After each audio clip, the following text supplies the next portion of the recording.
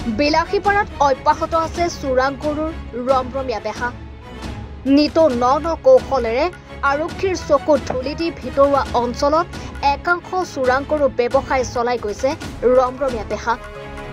তেনে চোৰাংগৰুৰ বিৰুদ্ধে বিলাসীপাৰা আৰক্ষীয়ে চলায় এক অভিযান।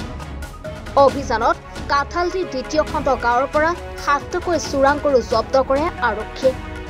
আৰক্ষীৰ দলৰ উমান পাই চোৰাং গো ব্যৱসায় পলাই যাবলৈ সক্ষম হয়। জব্দকৃত গোধনসমূহ বিলাসীপাৰা থানাৰ জিম্মাত ৰাখি চোৰাংগৰু ব্যৱসায়ৰ বিৰুদ্ধে আৰক্ষীয়ে তদন্ত অব্যাহত ৰাখিছে বুলি জানিব পৰা গৈছে। Bureau report, any Bharat 24।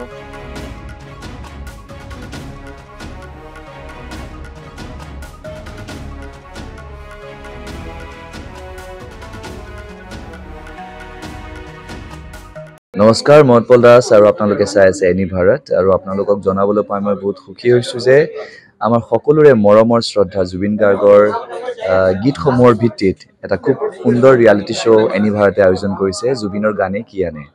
এই প্ৰথম ছিজনটোত অডিশ্যনছ আৰম্ভ হ'ব আগষ্টৰ পৰা অসমৰ বিভিন্ন জিলাত।